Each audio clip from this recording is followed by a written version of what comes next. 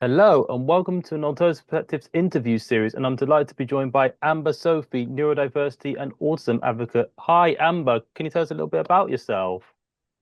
So I'm 25. I live in London and I have autism and ADHD. I talk a lot about my autism on social media, on Instagram and TikTok. Awesome. Thank you, Amber. So, how did you find out that you're autistic? So I found out when I was 10 years old that I was autistic, but I was actually diagnosed earlier at 7. My parents didn't tell me until I was old enough to understand what autism was. So I didn't fully understand what autism meant. So I did a lot of research, on my diagnosis. So I wanted to understand how my brain works and why I experience things differently because I always felt different when I was in primary school because I was always taken out of class. I used to have one-to-ones. I used to have a lot of speech therapy. So, it was a time when I didn't want anyone to know I was autistic. I didn't want anyone to know I was autistic. So, you know, I used to be quite defensive about it because I didn't want people to treat me differently, but they did anyway. So yeah, that's what it was like when I found out. I was shocked. I wasn't pleased, but I got used to it as time went on. Thank you for sharing that with us. You've gone from a time where you didn't want to speak about your autism at all, but now that's the complete opposite. You're now speaking openly about being autistic and neurodivergent on social media. So I just want to ask you, how did your advocacy journey begin? So it began last year, over a year ago. So I wanted to talk about my own personal experiences. And I realized that many of the challenges I faced, like misunderstanding, lack of support, and feeling different, were things other neurodivergent people were going through too. I wanted to speak up, not just for myself, but for others who might feel unheard or overlooked. So over time, I became more confident in sharing my story and raising awareness about autism and neurodivergency. So I wanted to make sure that I was relating to people. I wanted to share my experience because a lot of people can relate to it. So, what inspired you to use content creation as a way to advocate for neurodivergent people? What inspired me to use content creation was that realization that social media was powerful to teach people and create change. I saw how many people were sharing their experiences online, and it made me feel less alone. And that motivated me to do the same um, for others. So I wanted to create content that helps people understand neurodivergency, challenges stereotypes, and shows that being autistic is not something to be ashamed of. Is a different way of experiencing the world. What effect do you hope your content will have on your audience?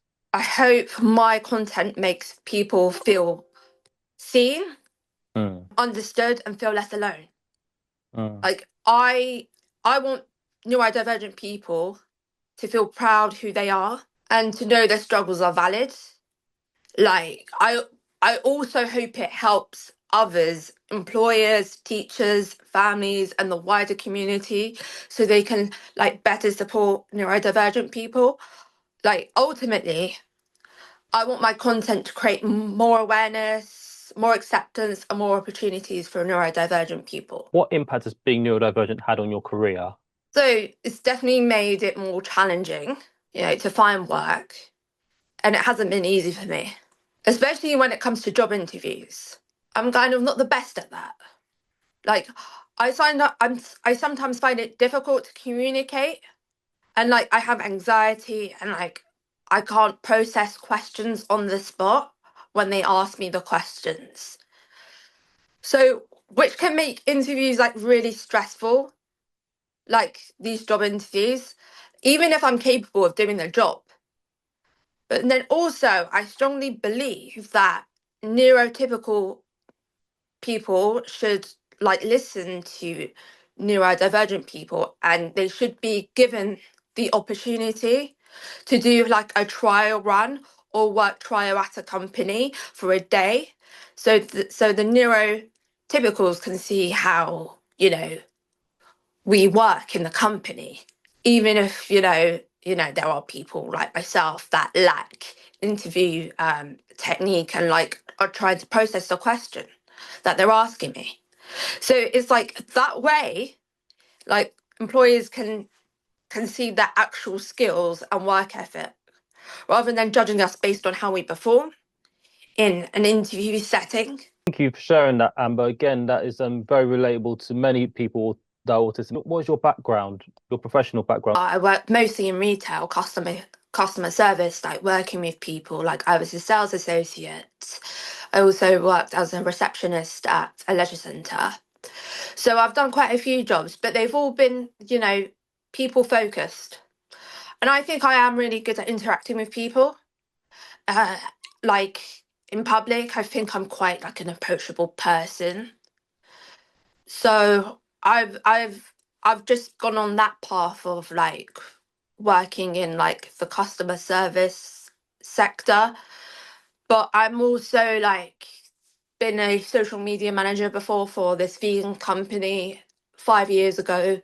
So I've done quite a bit of stuff like communicating with people, and it's like really helped me because I've met all different types of people, and it's given me like a confidence boost. It's great that you enjoy your role, you enjoy working with people. Again, I think that's fantastic and important that people see that. It contradicts that stereotype of autistic people not wanting to interact with people. You show that actually not only do you want to interact with people, that you've been good at it and you are good at it because that's the career path that you've been down. What advice would you give to employers to ensure that they are hiring they're able to hire the best neurodivergent talent for the job? Well, they should maybe give them time to like answer the question, let them process what you asked them.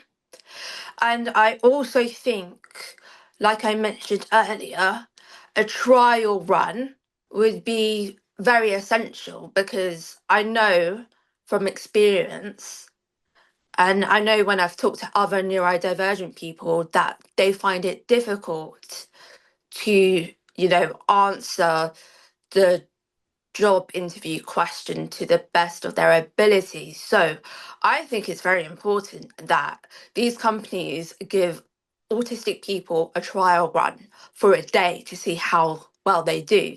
And I think many of them would be shocked and surprised that, that how well this autistic person can do the job and how they probably want it more than the neurotypical person that has applied for the job and let's just say has aced the interview. So I think, it's really for these employers to really give autistic people the chance.